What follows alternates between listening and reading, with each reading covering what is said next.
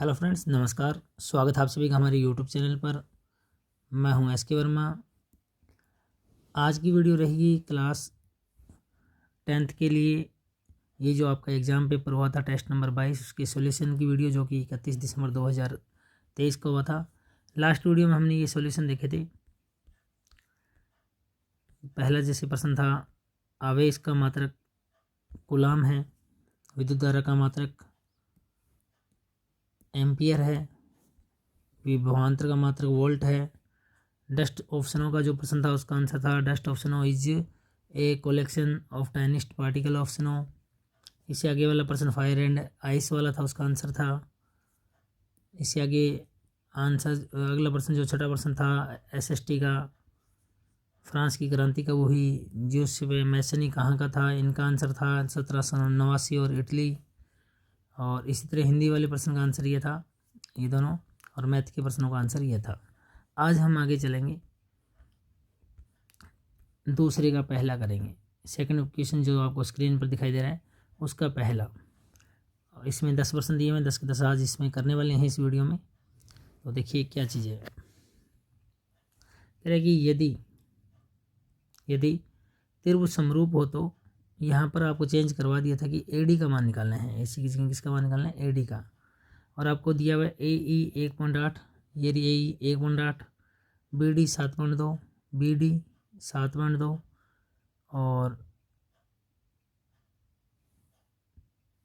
EC की value कितनी थी, 5.4। कैसे करना था, देखो हमें त्रिभुज क्या दे रखे हैं।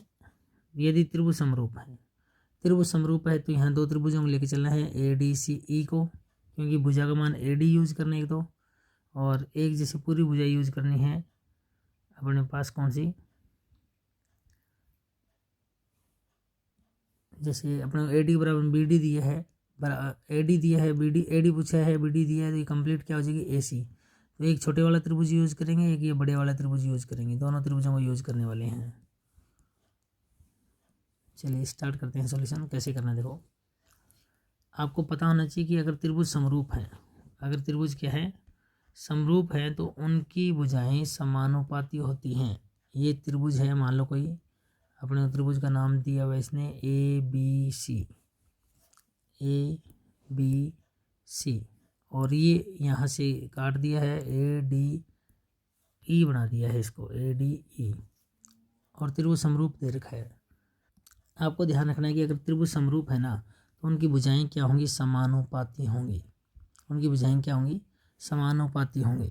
अब समानुपाती कैसे होंगे, आपको पहले दो त्रिभुज अलग कर लो। त्रिभुज एक तो ये होगा, यहाँ पर ये छोटे वाला नाम है ए डी ई, और एक बड़े वाला है, इसका जो नाम है ए बी सी। अपने को दिया हुआ है, चूँकि ये दोनों त्रिभुज समरूप हैं, त्रिभुज ए डी ई समरूप हैं त्रिभुज ए बी सी के, और अपने को ए डी का मान पूछा है। तो समरूप त्रिभुजों की संगत भुजाएं समानुपाती होती हैं। समानुपाती होती हैं तो जो अनुपात ए डी बटा में ए बी होगा, ए डी बटा में ए बी होगा, वही अनुपात डी ई बटा बी सी होगा, डी ई बटा में बी सी होगा, और वही अनुपात ए ई बटा में ए सी होगा, ए ई बटा में ए सी होगा। हमें जो यूज में जो मान दिए हैं उसको यूज़ कर लेते हैं। अपने मान किस किस का दिया हुआ है, हमें ए ई का मान दिया हुआ है, ए ई ये शॉर्ट का, तो ए ई का मान कितना दिया हुआ है, 1.8, 1.8, और बी डी ये ई सी का मान दिया हुआ है कितना, ई सी का मान 5.4, 5.4। तो दोनों को जोड़ दो, दोनों को जोड़ के देख लो, इन दोनों को जोड़ेंगे तो कितना हो गया, 8 और 4 12, असल 1, और 5 6 और 1 7, 7.2। ठीक है जी, ये इतना था, 5.4 था ये, 5.4, तो 8 और 4 12, असल 1 5 और 1 6, 6 और 1 7, 7.2। तो कंप्लीट ए सी हमारे पास। एक तो ए सी को यूज करना है अपने को, ए सी को यूज करना है, एक यूज करना है किसको, ए सी वाले को यूज करना है, तो ए ई वाले को यूज करना होगा। और इसका कोई मतलब नहीं, डी ई और बी सी का कोई लेना देना नहीं, ये यूज़ नहीं करेंगे, अपने इन दोनों को यूज़ करेंगे। चलिए मान रखते हैं जो जो मान है हमारे पास।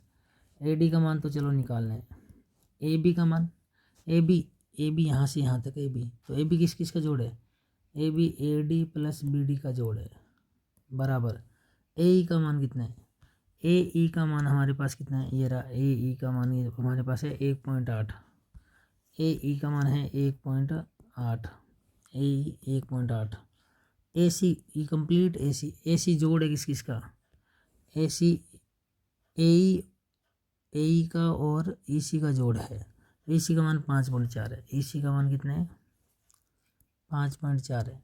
इन दोनों का जोड़ करें, यहाँ पर ए सी लिखना है, ए सी इन दोनों का जोड़ है, ए सी ए कंप्लीट है, ए सी किस किस का जोड़ है 1.8 और 5.4 का, 1.8 प्लस 5.4 का जोड़ है। अब मान रख दो ए डी का मान निकालना है, यहाँ पर भी ए डी निकालना है, प्लस बी डी का मान कितना है, बी डी का मान कितना है 7.2, बी डी का मान 7.2 बराबर 1.8, इसको जोड़ो 8 और 4 12 हासिल 1, 5 और 1 6, 5 और 1 6, 6 और 1 7, ये आ गया।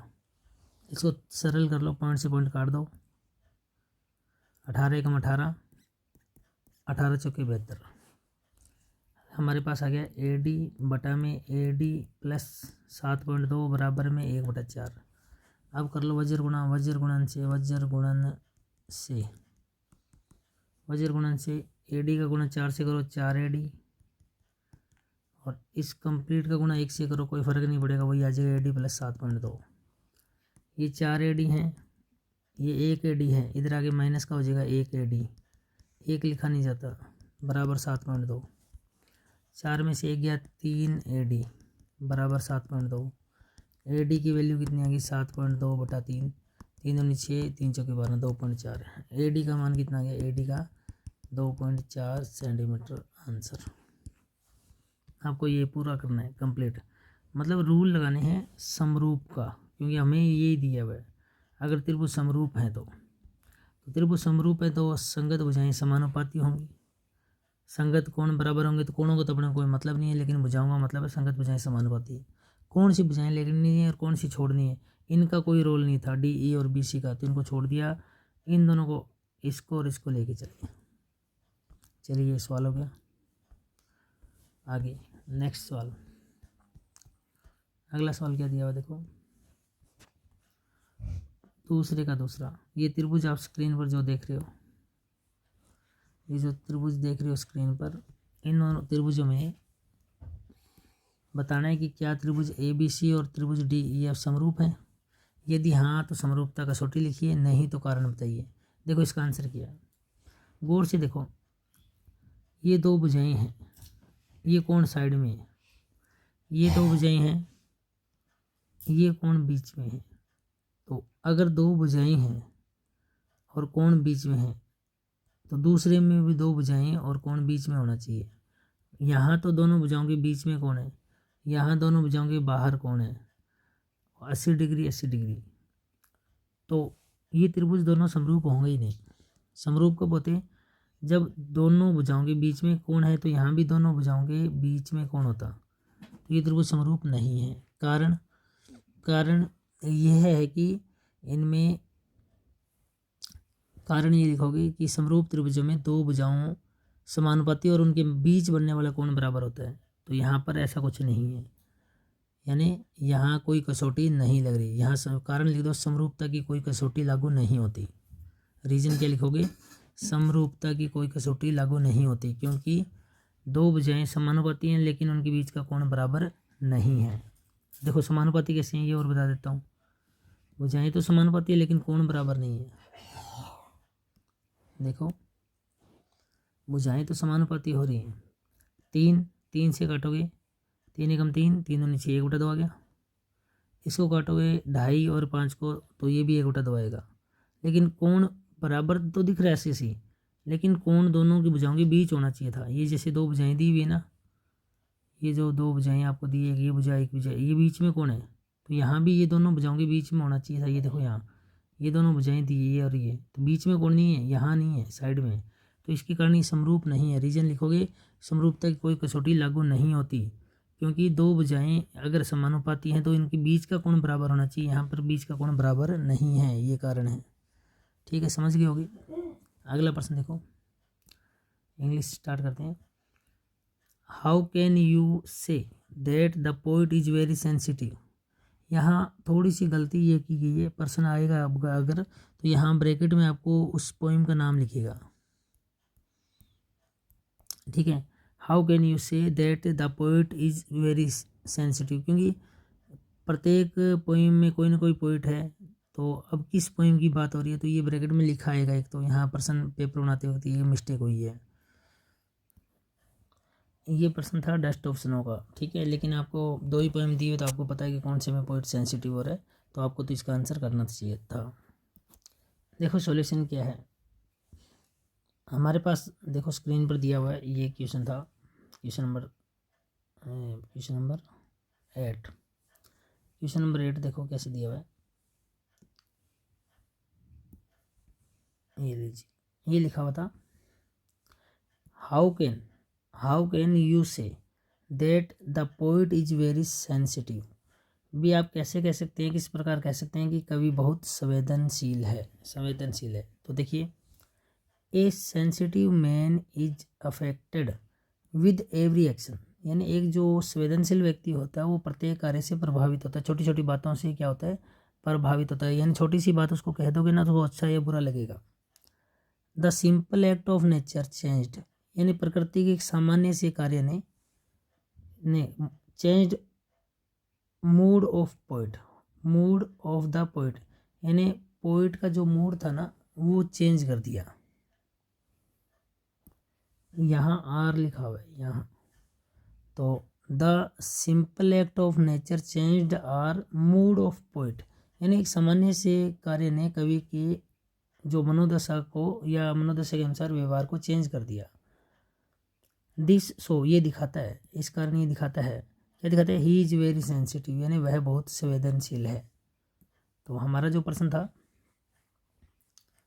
ये था कि हाउ कैन यू से, आप कैसे कह सकते हैं that the poet is very sensitive, poet बहुत संवेदनशील है, क्योंकि आपको पता था कि वो हेमलॉक ट्री के नीचे बैठा था और हल्का सा एक्ट होता है कि बर्फ़ जो है वो नीचे गिरती है, कौवा अपने पंखों को फड़फड़ाता है, बर्फ़ पेड़ से क्या हो जाती है, बर्फ़ पेड़ से नीचे गिरती है। तो कवि देख रहे हैं, कवि कह रहे हैं कि जब ये पेड़ जो बर्फ़ से दबा हुआ था और कौवे के पंख फड़फड़ाने से सारी बर्फ़ कहाँ गिर गई, नीचे गिर गई, यानी पेड़ का जो दुख है वो दूर हो गया, तो मेरा भी दुख क्या हो जाएगा, दूर हो जाएगा। और वो पूरा दिन बर्बाद करने वाला था दुख के कारण, तो अब क्या है, इस छोटी सी घटना से उसका मूड चेंज हो गया। ए सेंसिटिव मैन इज अफेक्टेड, एक जो सेंसिटिव मैन होता है, संवेदनशील व्यक्ति होता है, वो छोटी मोटी हरकतों से, प्रकृति की छोटी सी बातों से भी क्या होता है, छोटे से एक्शन से भी क्या होता है, अफेक्ट होता है, यानी उस पर प्रभाव पड़ता है। Man is affected with every action, यानी एवरी जितने भी एक्शन उनसे उस पर प्रभाव पड़ता है। The simple act of nature, यानी एक्ट का सिंपल सा नेचर था, नेचर का सिंपल सा एक्ट था, उससे भी वो क्या हो गया, चेंज हो गया, चेंज आर मूड, उसका मूड चेंज हो गया ऑफ द पोइट का। दिस शोज ये दिखाता है ही इज वेरी सेंसिटिव, यानी वो जो कवि है, पोइट है, वो बहुत ज़्यादा सेंसिटिव है। नेक्स्ट क्वेश्चन देखो, नेक्स्ट क्वेश्चन क्या है, ये रहा next question, what are the options about the end of the word. यहाँ चलो, यहाँ तो पोएम का नाम नहीं लिखा चलेगा, कोई बात नहीं, क्योंकि यहाँ लिखा है एंड ऑफ द वर्ड, क्योंकि आप कौन सी पोएम में एंड ऑफ द वर्ड है, तो फायर एंड आइस के अंदर है, ठीक है। जहाँ ज़रूरत पहले में ज़रूरत थी, इसमें तो इतनी ज़्यादा ज़रूरत नहीं है। What are the, sorry options नहीं, ओपिनियन है। What are the opinion about the end of the words, ठीक है। तो जो ओपिनियन है भी किस प्रकार संसार का अंत होना है, उसके बारे में हम जानेंगे। अभी इसका आंसर कैसे करना था आपको, देखिए पसंद क्या था, व्हाट आर द ओपिनियन मतलब राय, about the end of the world, यानी विश्व के नष्ट होने के बारे में क्या राय है। आंसर आएगा, सम पीपल से, कुछ लोग कहते हैं, that the world will and by fire, कुछ कहते हैं कि विश्व का अंत फायर से होगा, आग से होगा। आग का मतलब यार तृष्णा, इच्छाओं से है, डिजायर से है। द अदर्स, कुछ कहते हैं, द अदर्स से कुछ कहते हैं, क्या कहते हैं, अन्य का क्या कहना है, दैट द वर्ल्ड कि विश्व का अंत विल एंड बाय आइस, यानी विश्व का अंत बर्फ़ से होगा। बर्फ़ का मतलब यहाँ पर है जलन से, ईर्ष्या के भाव से, नफरत से, ठीक है। तो हेट बोल सकते हो आप। यहाँ दो वर्ड यूज हुए हैं, एक तो फायर, फायर का मतलब यहाँ डिजायर से है, और एक वर्ड यूज हुआ है यहाँ आइस, आइस का मतलब यहाँ पर घृणा, हेट से है। तो ये दो रीजन बताए हैं कि किससे ये संसार नष्ट हो सकता है। चलिए अगला प्रश्न पर चलते हैं। नेक्स्ट क्वेश्चन, अगला प्रश्न है आपका, गांधी इरविन समझौता किस वर्ष और किन के मध्य हुआ? ये किन के मध्य, यहाँ पर ये प्रश्न फिर गलत गड़बड़ देती है, क्योंकि जब दिए हुआ है गांधी इरविन समझौता तो गांधी और इरविन के बीच हुआ है, तो प्रश्न यही बनता है कि किस वर्ष हुआ। तो थोड़ा दिमाग लगाता तो उसको तो आंसर पता ही था कि किसके मध्य हुआ है। तो इसका जो आंसर आपने लिखना था, बस ये लिखना था कि गांधी इरविन समझौता किस वर्ष हुआ। तो गांधी इरविन समझौता जो हुआ था 1931 में हुआ था, 5 मार्च 1931 को हुआ था गांधी इरविन समझौता। और किन के मध्य हुआ था, वो आंसर तो लिखा ही हुआ है, गांधी और इरविन के बीच हुआ था, ठीक है। नेक्स्ट अगला प्रश्न है कि लाहौर अधिवेशन 1929 पर एक टिप्पणी लिखें। तो इसके बारे में आपने मोटी मोटी बातें लिखनी थी। लाहौर अधिवेशन के बारे में आप क्या लिख सकते थे भी, लाहौर जो अधिवेशन है वो इस लाइन से को उठा लेते कि दिसंबर 1929 में लाहौर अधिवेशन हुआ। दिसंबर यानी लाहौर अधिवेशन कब हुआ, दिसंबर 1929 में लाहौर अधिवेशन हुआ। दूसरी बात उठा लेते कि इसकी अध्यक्षता किसने की, पंडित जवाहरलाल नेहरू ने। पंडित जवाहरलाल नेहरू ने इसकी क्या की, अध्यक्षता की, क्योंकि हर साल एक अधिवेशन होता था। 1929 में लाहौर अधिवेशन हुआ है दिसंबर में, और अध्यक्षता किसने की, पंडित जवाहरलाल नेहरू ने। इसके अलावा आप लिख लेते इसी में और लाइनें, इसी में अदर लाइन आप ये लिख लेते कि ये जो अधिवेशन था इसके अंदर एक मेन जो बात थी ना, वो थी पूर्ण स्वराज। पूर्ण स्वराज का प्रस्ताव इसमें इस अधिवेशन में पास हुआ। पूर्ण स्वराज का जो प्रस्ताव है वो पास किया गया। इसके अलावा इसमें एक बात और थी जो आती है सविनय अवज्ञा आंदोलन की। सविनय अवज्ञा आंदोलन, इस जो अधिवेशन है ना, इसमें सविनय अवज्ञा आंदोलन प्रारंभ करने का कांग्रेस को एक तरीके से अधिकार दे दिया। कांग्रेस को कह दिया आपका मन करे तब एक उचित समय पर आप सविनय अवज्ञा आंदोलन प्रारंभ कर सकते हैं। और इसी के अंदर, इसी अधिवेशन में याद करो, आपको मैंने बताया था, इसी अधिवेशन में 26 जनवरी 1930 को स्वतंत्रता दिवस के रूप में मनाए जाने और तिरंगा झंडा फहराए जाने की घोषणा की गई। ये 5-4 लाइनें लिख दो, बस टिप्पणी लिखनी थी। टिप्पणी का मतलब ये होता है कि उनके बारे में आपको नॉलेज है, किसके बारे में, लाहौर अधिवेशन 1929 के बारे में आप कुछ जानते हो, तो आप लिख दो लाहौर अधिवेशन 1929 जो हुआ है, यानी लाहौर अधिवेशन 1929 दिसंबर में हुआ था। दिसंबर 1929 में लाहौर अधिवेशन हुआ था। पहली लाइन तो यहाँ से उठा लो। दूसरी, इसकी अध्यक्षता पूछता है कि इस अधिवेशन की अध्यक्षता किसने की है। अध्यक्षता जो की है वो पंडित जवाहरलाल नेहरू ने की। पंडित जवाहरलाल नेहरू ने की। इसमें पूर्ण स्वराज की मांग को उठाया गया। पूर्ण स्वराज की मांग, यानी इस प्रस्ताव को पास ही करवा लिया था। पूर्ण स्वराज का प्रस्ताव पास किया। कांग्रेस को कहा कि उचित समय पर आप क्या करोगे, उचित जो समय आने पर आप क्या शुरू कर लोगे, सविनय अवज्ञा आंदोलन शुरू कर सकते हो। एक तरीके से ये छूट दी गई थी। और मेन बात थी कि जब पूर्ण स्वराज की बात आई थी तो 26 जनवरी, क्योंकि दिसंबर 1929 हुआ था, दिसंबर के बाद में 1930 जनवरी आनी थी, तो कहा था कि 26 जनवरी को आप क्या कर सकते हो, 26 जनवरी 1930 को आप रावी नदी के किनारे तिरंगा झंडा फहराना है हमें। ये फाइनल डिसीजन लिया गया। 26 जनवरी 1930 को हम क्या मनाएंगे, स्वतंत्रता दिवस मनाएंगे। स्वतंत्रता दिवस के रूप में मनाएंगे। ये सब किस में हुआ, लाहौर अधिवेशन के अंदर हुआ था। लाहौर अधिवेशन 1929 में हुआ था ये सब कुछ, ठीक है। चलिए अगला प्रश्न, ओम का नियम। तो ओम का नियम, आप एक वायर बना लो, आपको समझ में आ जाएगा। इसके दो सिरे हैं यानी विभवांतर है V, और इसी में प्रवाहित होगी धारा I। तो जो वोल्टेज बढ़ाएंगे तो धारा बढ़ेगी, वोल्टेज घटाएंगे तो धारा घटेगी, तो V I के समानुपाती है। ठीक है, तो ओम का नियम का कथन लिख दो कि किसी विद्युत चालक तार के सिरों पर उत्पन्न विभवांतर उसमें प्रवाहित धारा I के समानुपाती होती है, यही ओम का नियम है। ये चीज़ लिख दो। इसको आगे बढ़ाना है, V I को बराबर करना है, तो यहाँ क्या लगा दो R नियतांक है, यहाँ प्रतिरोध है, इतना लिख दो बहुत है। अब यहाँ 1 वोल्ट की परिभाषा लिखो, ये लिखा है, ये सूत्र बना ही पड़ा है, इससे बना दो 1 वोल्ट की परिभाषा। वोल्ट किसका मात्रक होता है? वोल्ट किसका मात्रक है? विभवांतर का मात्रक है। तो यदि किसी वायर में 1 एम्पियर धारा, क्योंकि I का मात्रक क्या एम्पियर है, R का मात्रक क्या है ओम है।